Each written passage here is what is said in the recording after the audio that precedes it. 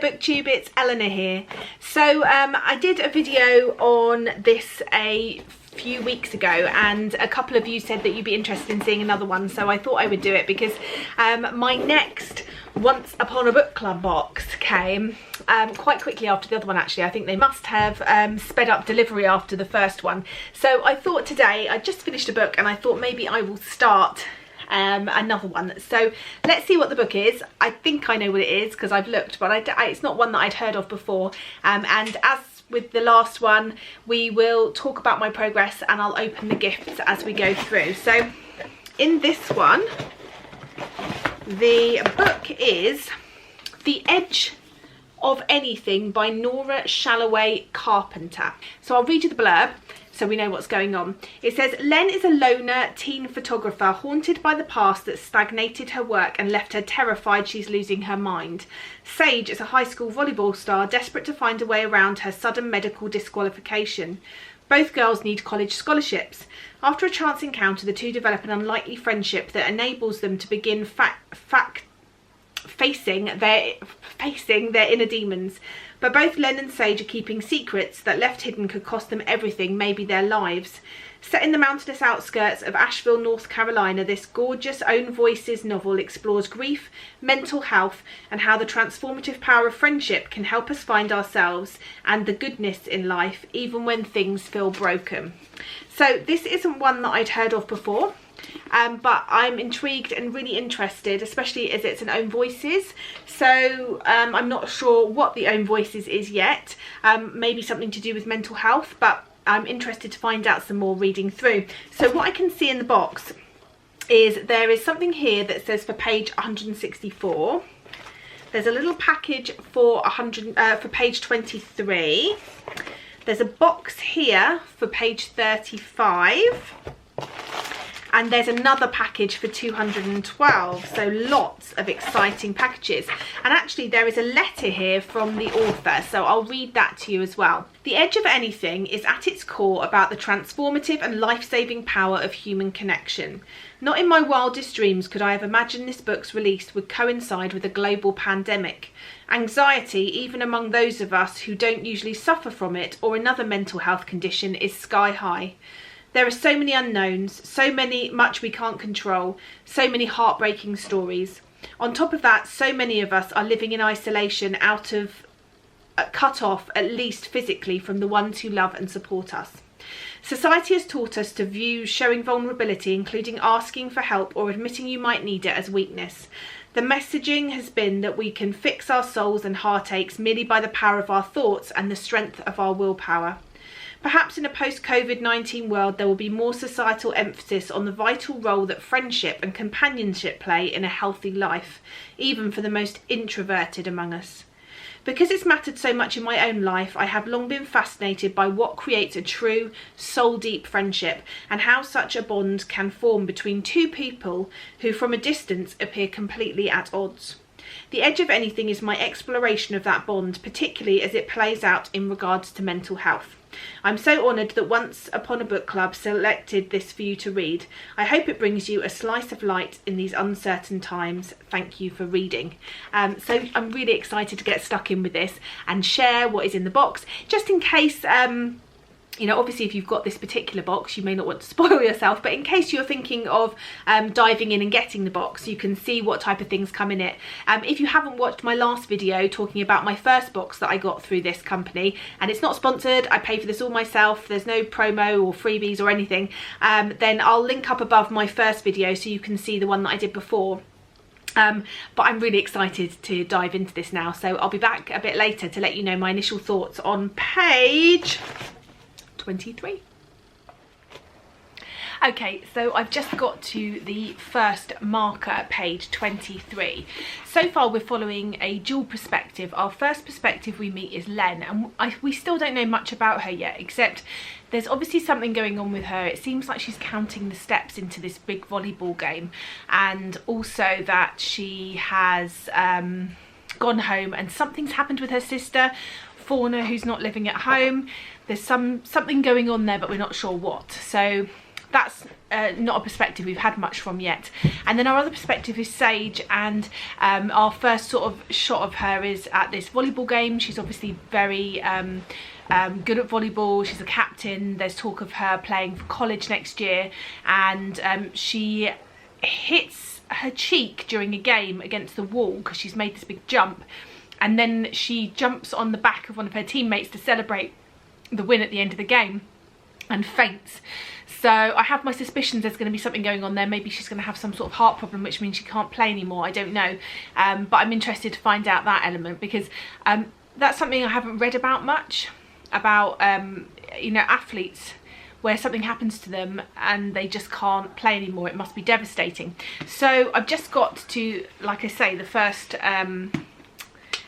tab, and it's Len's perspective, and she's talking about having tea. So I think the first thing we get might be something to do with tea, but we'll have to see. So this is page 23, so let's open it and find out.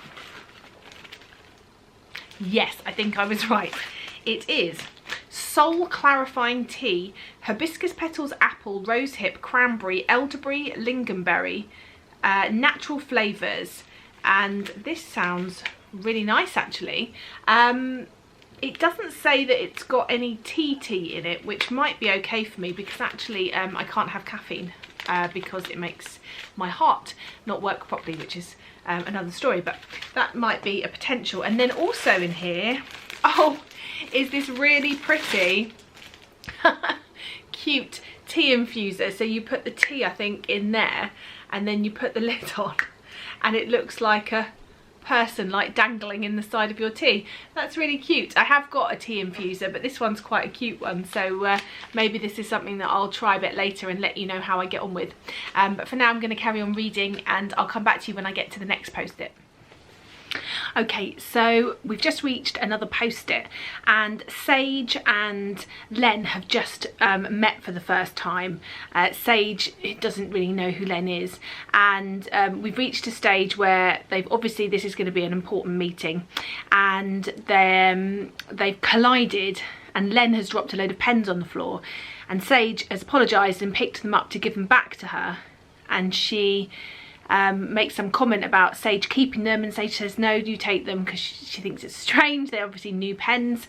And then she's followed Len after her friend has gone to class, and Len's come out the bathroom, and she goes into the bathroom and she looks at the top of the bin, and there's all these pens in there. So I think our next one might be pens.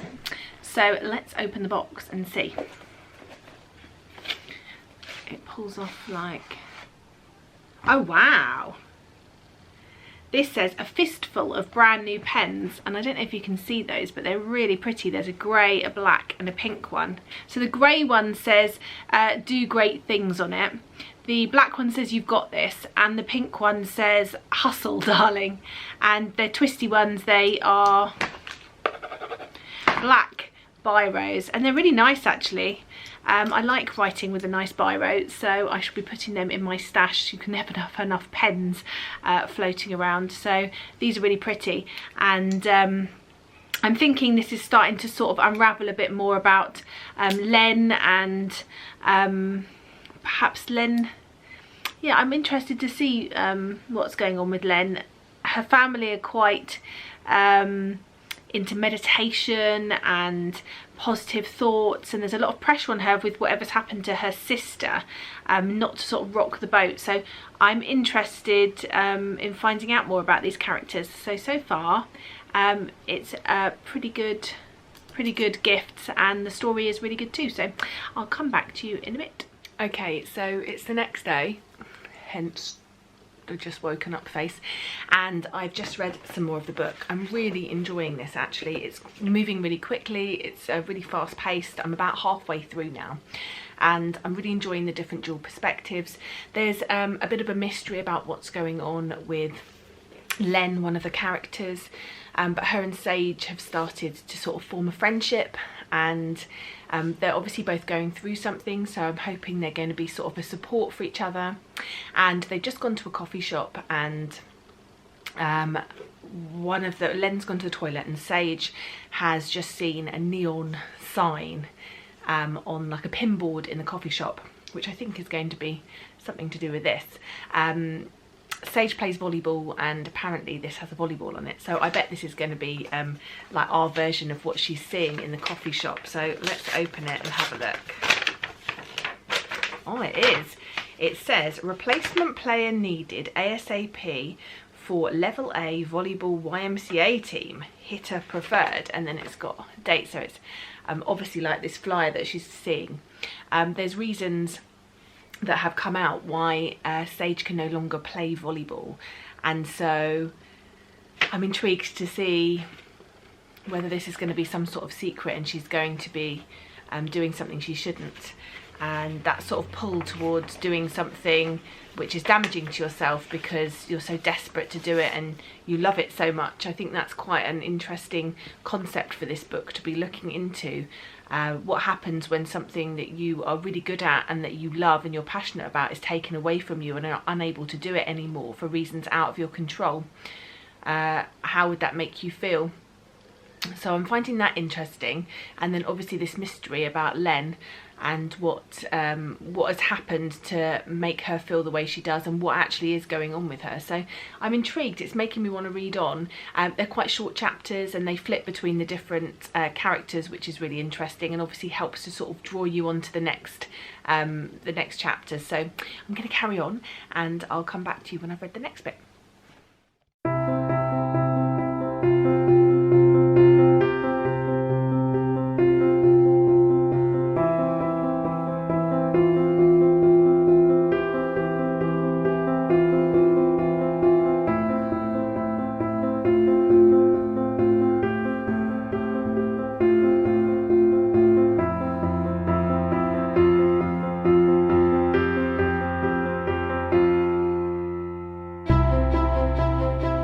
Okay, so I just carried on reading because I'm enjoying it so much. I think I'm going to finish this this morning. And Sage and Len have formed this sort of friendship together.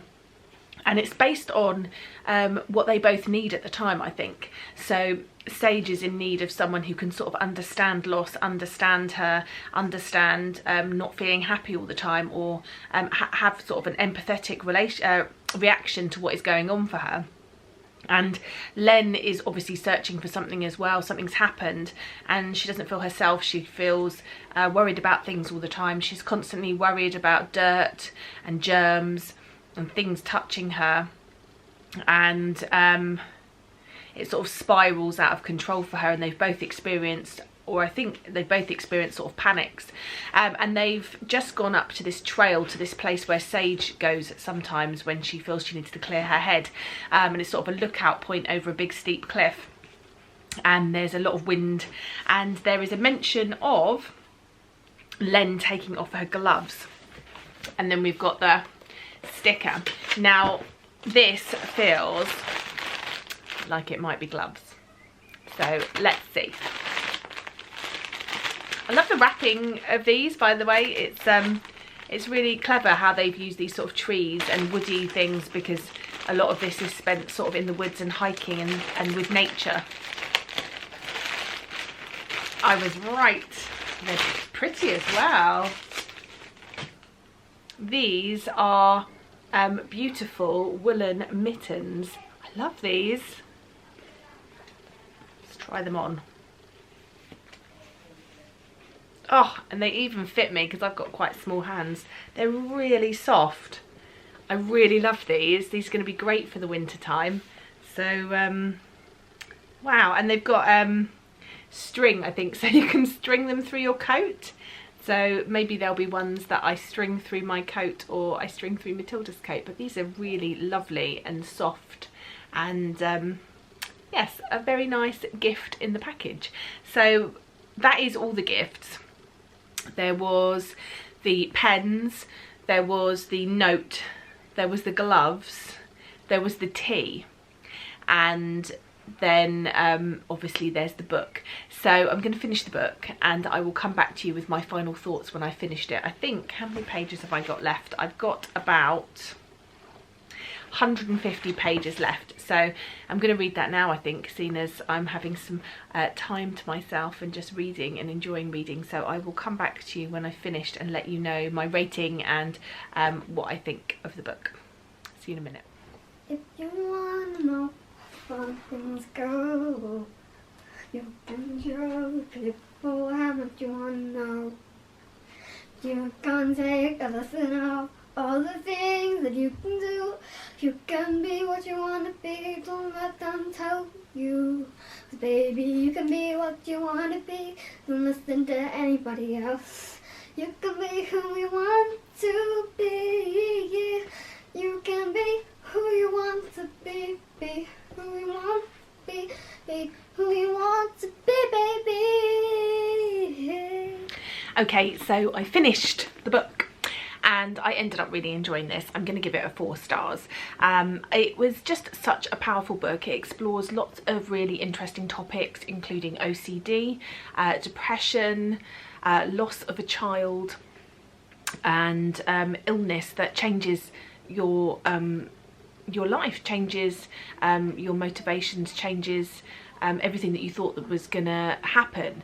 And I think, you know, that loss at any age is really difficult, but for a teenager to lose the one thing that they've spent their whole life sacrificing for and working really hard for must be really traumatic. And I think this book explores sort of the power of realizing that you need help and that you don't have to do it alone, and that although other people's traumas and things going on in other people's lives aren't the same as yours, they can be a real binding force. I loved the relationship between the friends in this. There was this moment where Sage is pushing away her teammates from her volleyball team because she can't stand the jealousy and how she feels about not being able to do this thing she loves, and that through no fault of their own they can still do, and they're achieving the dreams that she wanted, the college acceptances that she was hoping for, and she's pushing them away. And what I really loved was that they pushed back and that they fought for her every step of the way, and that just is a really true sign of great friendships. And that, you know, a lot of the time people are on teams and they become friends because of the team, but I liked in this that it showed that that dynamic transcends more than just playing the sport. Eventually you actually become real life good friends. Sometimes you don't, but in this instance they'd formed more than just a teammate friendship, and that those people cared about her even when she was pushing them away, which I thought was great. And it explores the idea of talking to people and sharing bits of yourself, no matter how hard, with people, and things that can trigger certain mental health problems. And this is an Own Voices story. At the back there's an author's note talking about her time and how she ended up with OCD, and a sort of a particular event triggered this OCD, and I thought that she handled it really well. She obviously knew her stuff, and yeah, it's a brilliant book. I definitely recommend it. It's one that you don't see these sort of topics necessarily explored too often, and I thought it was extremely well written. So I would give this one a 4 stars, and so far it's sort of 2 for 2 really with the Once Upon a Time book club box. I've really loved it so far, so I'm really pleased that this is one that I've decided to pick up. I should be wearing my gloves in the winter and using my pen to make notes. So that's it for me on this one, and I look forward to speaking to you soon. Bye for now, BookTube.